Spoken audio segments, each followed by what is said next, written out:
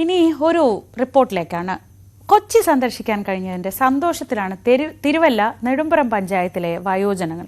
കൊച്ചിയിൽ പോകാൻ എന്താ ഇത്ര വലിയ കാര്യമെന്നൊന്നും ആലോചിക്കേണ്ട. അവരെ സംബന്ധിച്ച് അതൊരു വലിയ കാര്യമാണ്.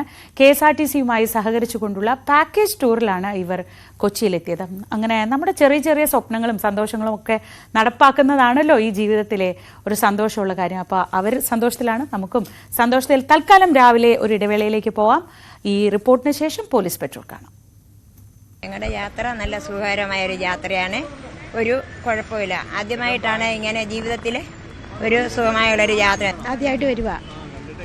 നമ്മളെ തിരുവല്ല, പൊടിയാടി, നെടുമ്പുറം അല്ലാതെ നമ്മൾ വേറെങ്ങും ദൂരെയോട്ട് പോയിട്ടില്ല. ഇതിപ്പോൾ ഇങ്ങനൊരു വേദി ഒരുക്കി തന്ന നെടുമ്പുറം പഞ്ചായത്തിൻ്റെ കൊച്ചി വന്നിട്ട് നമ്മൾ ആദ്യം കാണുന്നതല്ലേ, സുഖകരമായിട്ട് തോന്നുന്നു. നെടുമ്പുറം പഞ്ചായത്തിൽ നിന്ന് 8-ാം വാർഡിൽ നിന്ന് വരിക ഞങ്ങൾ. ഇത് കൊച്ചി വന്ന് നല്ല സുഖമായിട്ട് സന്തോഷമായി എല്ലാവർക്കും. നല്ല സന്തോഷമായി. ഞങ്ങൾ 11-ാം വാർഡിൽ നിന്ന് വന്നവര്.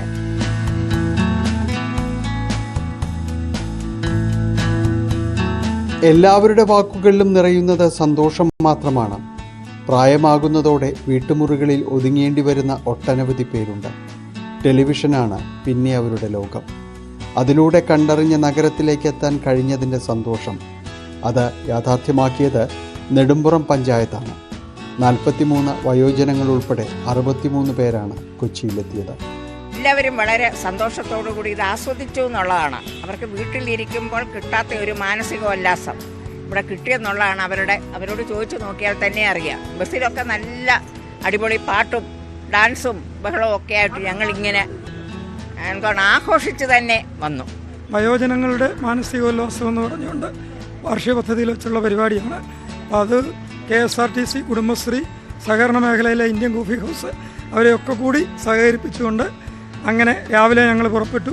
മെട്രോയിൽ കയറി കോർപ്പറേഷന്റെ സമൃദ്ധിയിൽ നിന്ന് ഭക്ഷണം കഴിച്ച് വാട്ടർ മെട്രോയിൽ കൊച്ചിയുടെ അടയാളങ്ങളായ ഫോർട്ട് കൊച്ചിയിലും പിന്നീട് മറൈൻ ഡ്രൈവും കറങ്ങി സന്തോഷത്തോടെ അവർ മടങ്ങി. News 18 കൊച്ചി.